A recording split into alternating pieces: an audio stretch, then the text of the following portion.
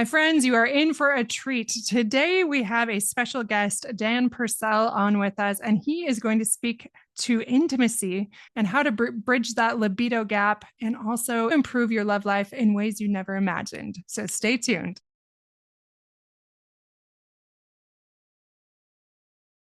Welcome back to Fulfillment Therapy. Today, we have a special guest, Dan Purcell, here with us.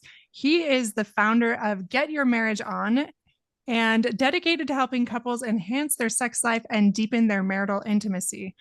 As sex and intimacy coaches with his wife, they've created popular apps like Intimately Us and Just Between Us with over 750,000 downloads, and their podcast has over 1.2 million listens. So we're excited to have you here on the show with us, Dan. Thanks for coming.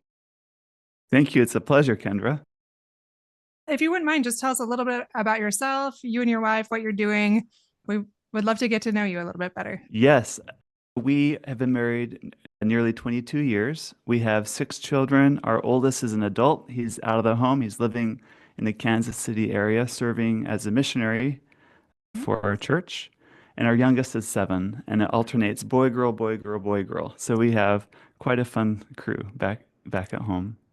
We also did that, did every other boy, girl, and it was like we planned it, and I guess you did too, huh? Yep, that's right. Takes a lot of practice, but you nail the pattern. So tell us a little bit about Get Your Marriage On. Is that the main thing that you're doing right now? That's the main thing. So if you would have known me in my college days or even more than 10 years ago, I would be the last person on earth, I would think, being a guest on your podcast today to talk about what I do. Because when it comes to sex and intimacy in marriage, I was so shy about it. It was such a taboo topic. I thought it was something we weren't supposed to talk about. And I'm a good boy, and only bad people are into sex or things like that. Or so I thought, right? Until 8 years ago, I had a conversation with a friend, and it had such a profound impact on me that it's really changed the way I thought about many things. Friend opened up to me and told me about his sex life with his wife. Now, a lot of guys like bros talking about sex, they're like boasting or whatever, like locker room talk, but this was nothing but. Although I've learned through what he was sharing that he and his wife have a very adventurous and exciting sex life, he wasn't saying these things to boast. It was more like, Dan, once my wife and I really figured out our sex life, we really dialed it in. Like everything in our life has just gotten better. The bond between us has become stronger. We're communicating better. We're parenting together better. Everything in life is so much better. And I never really considered sex as something that's healthy and good, actually fun and something worth pursuing, because I always thought you weren't supposed to do things like that. And I had a really hard time reconciling the spirituality aspect and the sexuality aspect together. They seemed like oil and water to me. But here I was talking to a man that's totally blended it together and just exudes all this confidence from having a great sex life with his wife. And he had something I didn't have, and I wanted that.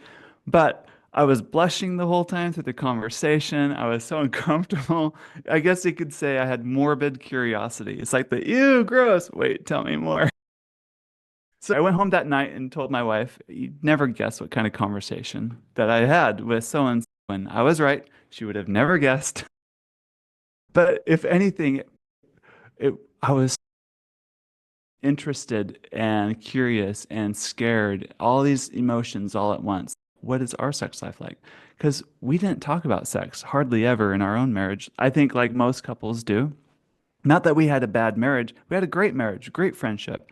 It's just that when it came to sex, it was just something we didn't really talk about much. I asked her the really open, vulnerable question, what's it like making love with me? And we talked for 5 hours that night, deep into the night, 2 a.m., just talking about what sex is like for us. And I told him about the conversation with a friend, and what do you think about this? What do you think about that? He told me about this, and him and his wife do this and X, Y, and Z, and we don't do that. What do you think about that? Is this okay to do? Not okay? All those questions came up, and then the next night we talked more, and the next night we talked more. For 2 weeks, this became the dominating conversation in our marriage as we're trying to figure things out. And a lot of things came out of that, more than just our sexual relationship, but it's because we're being so open. Now it's like the next layer down and the next layer down. She's I really miss that we don't spend time together as much as we used to.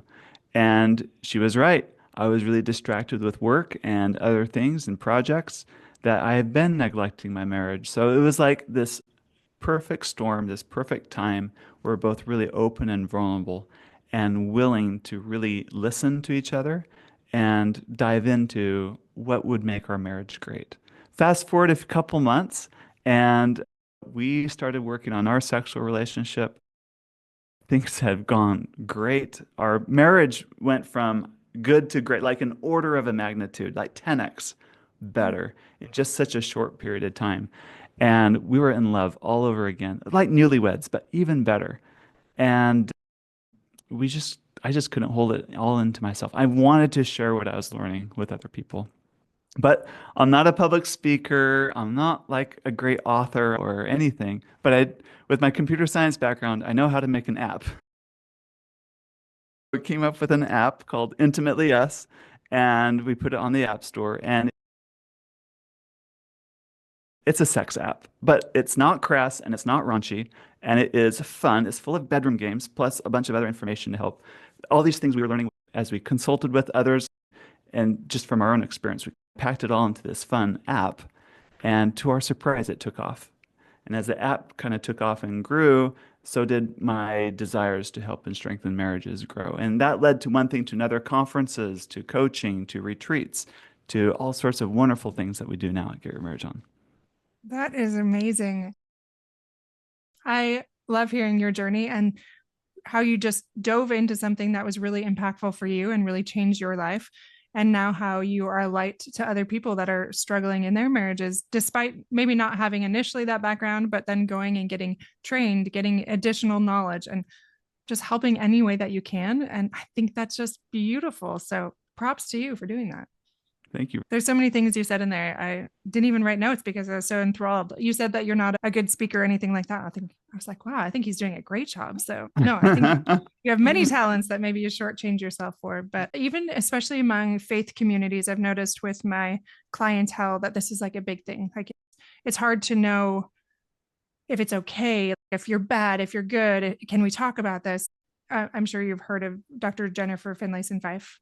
Yes. Yeah, Uh-huh. she was on the show not too long ago, and we had this great conversation about intimacy and how that can show up, especially in faith-led communities. And that's not my only audience, but a big part of my audience. And that is a challenge, learning how to know what is okay, what's not. If you can use toys, like just all these different things of, okay, did I cross a line? Am I now in trouble? Am I going to get reprimanded? All of these things that Yes. maybe other Uh-huh. people don't explore or experience, that level of shame or guilt. So any Mhm. thoughts? Yeah, definitely. I think sexual development with things like that follows stages of just adult development. And this has been well researched, and even Dr. Jennifer Finlayson Fife talks about these stages also. Right. And to just make things really simple, let's just break into stage one, two, and three. In a stage one mind frame, you're always worried about, is this right or wrong, black or white? You see the world in those terms because your primary goal is safety. Am I safe doing this, or am I not Mhm. safe doing that? And that's important. Think about a child, like a 4-year-old, a 2 to 3, 4-year-old. You give them black and white rules. You don't cross the street. And you stand on the sidewalk with them and you point to the black pavement and says, this is the street. You don't cross the street. You stay here on the sidewalk. And they don't know why. They just know that if they go in the street, it's bad. But as an adult, we know why because they're not looking for cars passing or other troubles or dangers that might be there. So we give them very black and white rules. And that's the way a lot of us begin with our sexual thinking. It's black and white, what's right and wrong. Toys are bad or toys are good or whatever. We have this kind of a way. And as we grow and mature as adults, we move into more stage two, where it's less about black and white thinking, but it's more about what do others think of me? And this is not a group think. And it's actually good that we have this group think because it makes our societies function. Think about your kids and the schools they attend. Because of the culture of the school or because we have a society, the society is a self-reinforcing organization to help keep people in line. I lived Mhm. in Japan for many years, And as crowded as Japan is, they have half the population of the United States in about the same square mileage as Montana, but living on only 20% of the land. So it's a very densely populated people, but they have very low crime rates, very low problems like we have here in the United States, partially because their culture is so strict at keeping everyone else in line, and they're good at it. That's like an example. So in our marriages, when it comes to an intimate relationship with someone else, at the second stage, we care very much about what our spouse thinks of us, and that kind of dictates a lot of what we do. You might think, oh, toys are fine, but if your spouse thinks toys are gross and disgusting, all of a sudden you change your opinion. Oh, yeah, you're right. Toys are gross and disgusting, huh? Because you want to maintain this kind of a balance. There's nothing wrong with that, except as we continue to grow and develop, we learn that there's more to it than that. There's problems that are inherent with that stage too. And that is a lot of the couples I work with in my coaching. This is where I say the biggest struggle is when it comes to sex and intimacy is when one person wants something and the other person doesn't. It might be, I want it 3 times a week and you only want it twice a month. Or it could be a sexual act. I want to experiment with more novelty, like including more fun things in their opinion. The other person's disgusted by those things. So how do you reconcile that? It's not about just sitting down and like explaining what your needs are and the other person's needs and swapping lists and doing your each other's love languages and voila, you have your marriage problem solved. If only if it was that simple, I think we would be out of business very quick. Coaches and what we do. And it's not so much about swapping lists and expressing your needs and getting better at communication, although those skills are helpful. What we really got to talk about is what do you do when things are hard in marriage? Because that's the skills and tools that we've been given to that point don't help you. And what actually you need to work on is moving towards a third stage. And this third stage requires you to grow and develop who you are as a person. And it's scary. As they say, it's like the continental divide of personal development. Have you ever sat down and written out goals for yourself? Who do you I'm a want to be? ninja. I do it all. Yeah, totally. You probably have a goal poster or vision board. I don't know, I do. right? Uh-huh. So the act of you, I admire that about you, Kendra. You sitting down and picturing who do I want to be? Who's my future self? This is a stage 3 skill because it is self-definition. It's who do I want to be?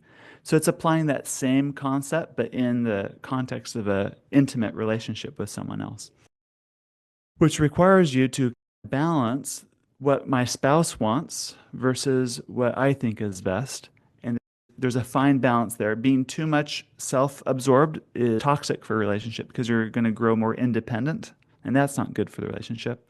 But also, the opposite is also bad, where you become so emotionally enmeshed with your spouse that it's like you give up your selfhood to maintain a relationship with someone else. And that's not healthy either. So it's about this togetherness that you grow and develop together. And that's the hallmark of moving into this stage 3 as a married couple. I love that. I love how you break it down in very simple ways that 1, 2, and 3, but also how each one is not necessarily good or bad. It's just a stage of development, like our children. Like it's a beautiful thing. It's a natural process as you grow and develop and you really start to understand who you are and how that also happens within your marriage and your intimacy.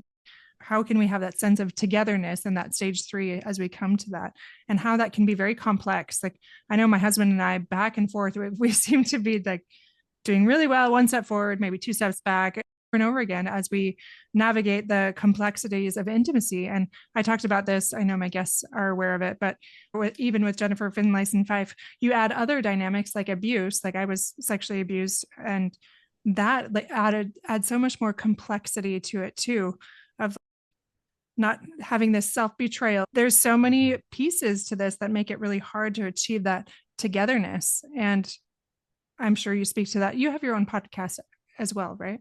The So Get Your is this Marriage On something? podcast, yes. Yeah, that's awesome. Yeah. Just those 3 simple stages though that can help you understand and conceptualize that a little bit more. What about if, say, a client of yours or a listener is saying, I don't really know how to do stage three very effectively.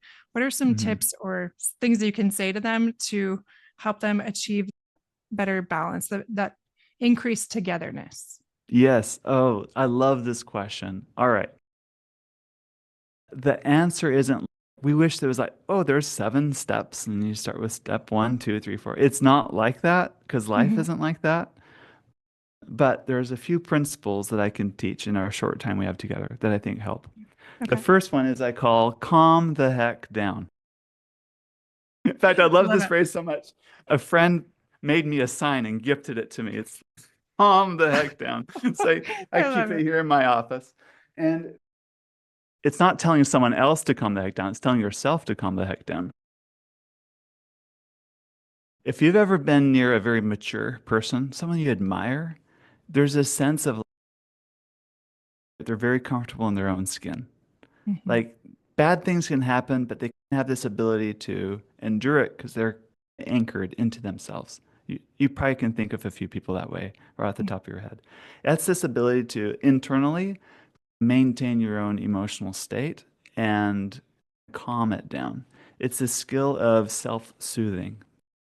Let's say you're in a conflict with your spouse over something sexual. You want something, they don't. It's very easy to become activated to the point where we see ourselves as superior. They're the ones in the wrong. Of course, we know what's right for the marriage and they don't. Like all of a sudden, you've broken equality in the marriage and you're setting up a hierarchy in your relationship. And we do this intuitively because that's what the families we come from and that's what society in general does. We create division instead of connection when it comes to differences. The first step is to recognize that, oh no, this is happening. And it's not about who is right, who is wrong. It's what's good for the relationship here. And often it requires us to really calm down internally. So this is more a mindfulness technique more than anything else. Yeah. It's your ability, can you take a breath? Can you let the emotions come and go and pass instead of being so held on to it? One metaphor is take a fist and make a really tight fist and take your other hand and wrap it around that wrist. And the tighter you hold your hands, the tighter you want to hold your hands. It's like a self-reinforcing cycle. You just want to hold on to it more and more. And that's what we do in our conflicts. We become more and more entrenched because the grip on it reinforces a stronger grip. And then now you include two people and they're doing it to each other in this dynamic. But Mm. in this metaphor, in the moment, you can just do this with your hands. You let force yourself to relax. It breaks that cycle instantly and you feel an enormous amount of calm come over your body as you learn to relax everything too. Yeah. The better you get at this skill of calming the heck down, the better you're able to regulate yourself emotionally, so the more you can use the thinking part of your brain instead of just reacting to whatever's going on in the relationship. And you can actually move towards better solutions as a couple in whatever it is. And it's going to look different couple to couple. But that's one of the steps, I think, to moving towards that stage three. That's beautiful. So just calm the heck down. Really focus on that grounding, that mindfulness, that letting go. It's a great Mhm. thing to focus on for sure. And then I have to ask, because every couple out there that I work with and a listener, eventually we get to this topic. But what about when there is in marriage, when there are mismatched libidos? Somebody wants it more, somebody wants it less. And I tell you, there's a big range. I have a lot of clients that are like, no, it's a non-negotiable. I need it every day. And then there's others that are Uh-huh. like, I need it once a month. And neither of us are budging. I'm like, okay, this is going to be fun. So what do Yeah, you say to definitely. those people? I got a story I could share about Yeah, that from I my love own it. experience. My wife has given me permission to share it. Yeah. So we dealt with this thick in our marriage. So I told you about the friend that shared about it. So fast forward 2 years, we went, our marriage got better, and then it started to expose us to the next challenges in our relationship, and that was sexual frequency. I want it all the time, my wife, not so much. So I always thought if only she would just develop her sexuality and just get herself together. Because of the work I was doing, I'm exposed to a lot of ideas. meeting book authors on podcasting now. So I've got all these like great ideas. I come home so horny, right? Thank you Do for this. being honest. I Right, appreciate exactly.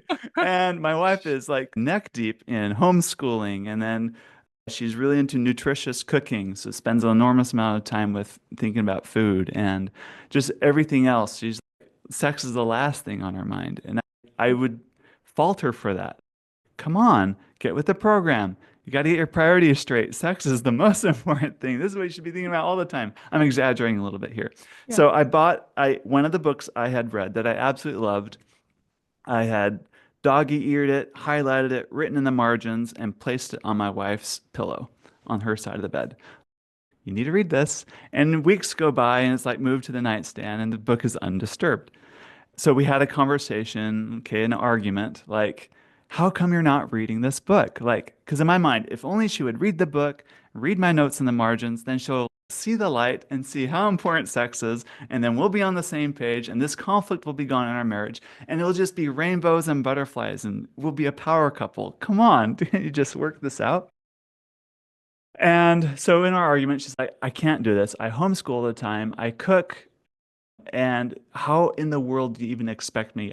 I can't even use the bathroom without kids knocking on the door. I don't even, like showering is a luxury. And then you expect me to sit down and read a book? Like, how in the world am I going to do this? So I said, fine. For 2 weeks, I will take over everything to do with cooking. I'll cook it the way you like. I'll do all the meal prep, shopping, clean up everything. And that will I, free you up about 2 hours of your day. I hate to interrupt you. I was just wondering if you could maybe talk to my husband about this plan. Yeah, hope he Anyway, go ahead. listens to this, right? There you go. Exactly.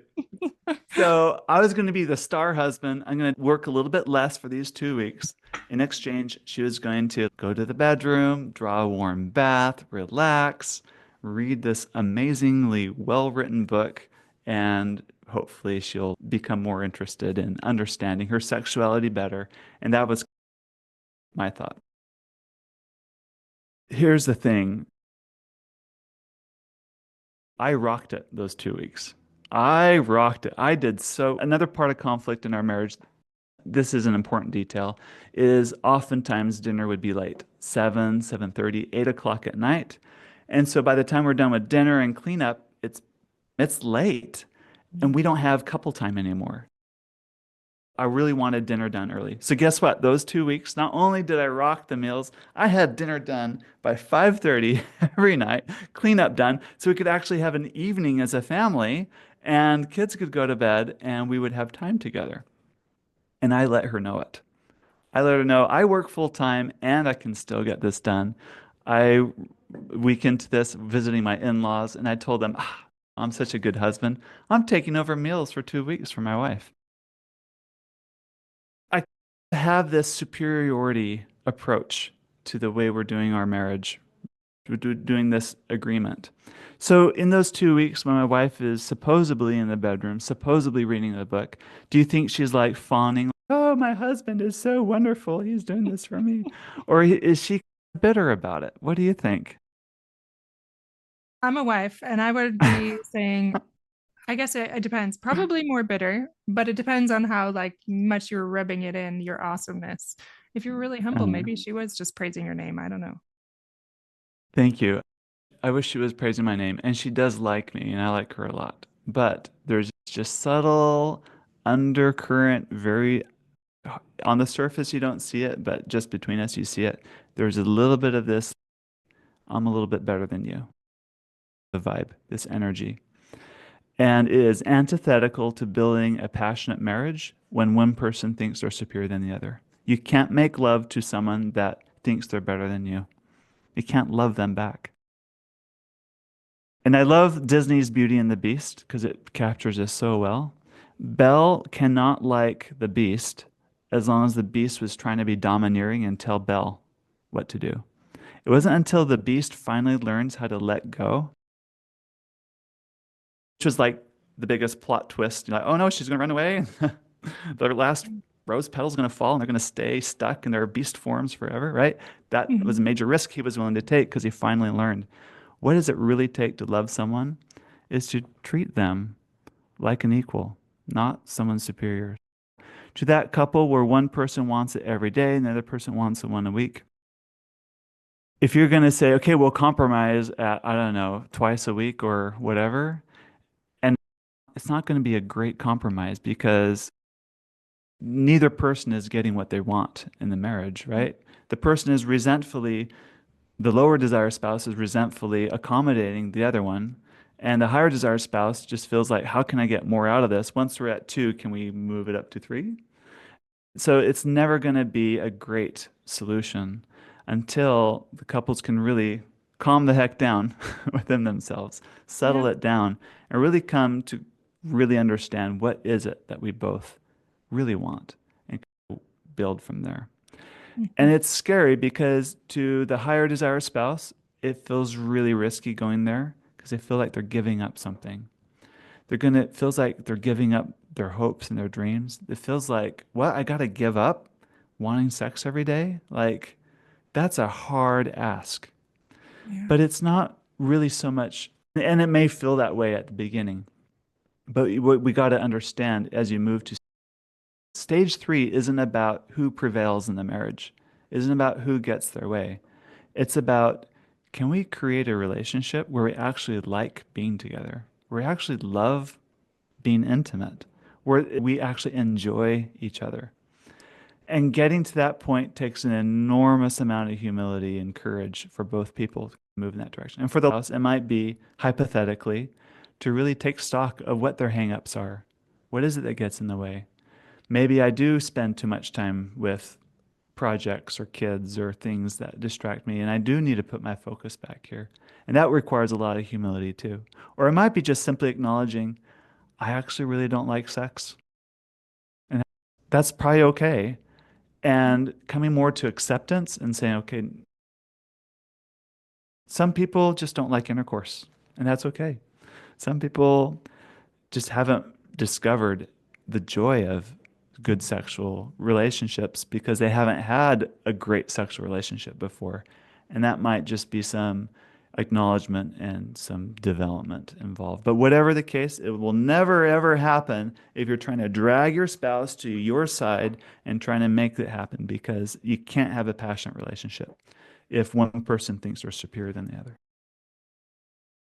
I really appreciate that, the different things that you spoke to, and it's totally true. And honestly, those stories speak so much louder than so many other things.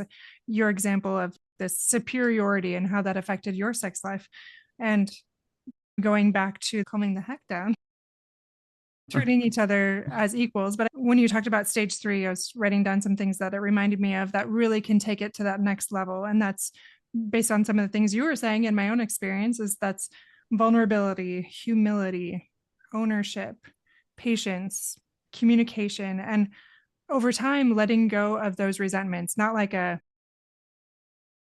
fine, I forgive you, because Yeah, you're yeah, still exactly. obviously Uh-huh. resentful. Uh-huh. But getting to that point when those other things are in play, like communication and patience and even compassion, that empathy, seeking to understand and walking in their shoes, like my husband did with me with abuse. We're still navigating it. And he's like, what about the first half of our marriage? You seemed like you were fine. I was like, I didn't understand. I didn't know what I didn't know at the time. And I was dissociating. I wasn't present. I was resentful. I was angry, but I just buried all of that because I thought I was supposed to show up a certain way. And so now I'm speaking up more, and it's probably confusing to you, and I get that, but now let's work through that. Let's talk through that. And that's been hard to navigate, but also makes sex so much more fun when I have a voice. It's not that he was silencing me, I was silencing myself. And I think a lot of Mhm. people do that too. So we both have these stories of, man, sex can be really complicated and challenging. What do we do now? How can we take it to that next level and move hopefully to stage three? So many wonderful tips and insights on how we can improve our marriage. Really appreciate having you on the show, Dan. That was a wonderful conversation. And any final thoughts or wisdom you want to leave with us, and also where we can find you? Oh, thank you. I think sex should be fun and it can be a great creative outlet. So the other half of this is, can you make it fun? Most couples do the same routine over and over, and there's nothing wrong with that. But once in a while, Switch it up. Like, do something fun and bizarre. And the goal isn't orgasm. The goal is, can we just play here? I have permission to share this one too. One thing we did once years ago, and it just stands out in my mind as a memory. I don't think I've ever laughed so hard in my life. We played minute to minute bedroom edition. I So we love had all that. these like little games, and one of it is I got all my wife's bras, and then with oven mitts on your hand, you had we had a timer who can unclasp all the bras, who's fastest at that. Another one we had like a string tied to one end of a banana and the other end of the string around your waist. So the banana kind of dangles between your legs, and we had an orange and you had to roll the orange with a dangling banana across the floor and like time that. And it's just a bunch of these silly minute to minute bedroom edition games. It was just so funny. And that's what I mean. Can you bring a sense of like life and fun? And that's reminds you to that not to take this aspect so seriously or it has to have a certain outcome. It helps you forget about the outcome and just remember to just enjoy each other. And that's, I think, the heart of a great sexual relationship. Do you like each other? Do you enjoy each other? Are you Yeah. thoroughly, completely, totally engulfed in enjoying each other? Oh, that's wonderful. You said you have 6 kids, right?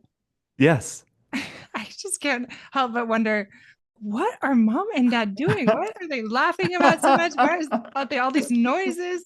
And starting to wonder, wait a second. I love that. That's good. Luckily for us, our bedroom is on the first floor and the kids' Uh, bedrooms are on the second floor, and there's not a child right above the master bedroom. And a lot of house plans are that way, and now we know why. Unfortunately, ours is not that way. Ours is over Uh-huh. the living space, and we're the first ones to go to bed now that they're getting older. So now I'm just There like, you well, go. I guess they just know that we have a great Yeah. sex life and they can There's no problem with that. They don't know absolutely. the need to know the details and whatever, Right. but That's at true. least they know mom and dad share a secret. And I think Absolutely. that's what matters a lot. Love all those beautiful insights again. Thank you so much. And where can we find you? The best place is my website, getyourmarriageon.com. You'll Okay. find all my links to everything else. My podcast is there. You can go to the App Store and search for Intimately Us. It's a free app and it's a fantastic app. You'll thank me for life. It's a great app for your marriage. Oh, I'll have to go download that now then. I'm sure my husband will also thank you. So appreciate that. Great. Thank you again. And we'll have to have you back on the show again soon. It sounds great. Thank you.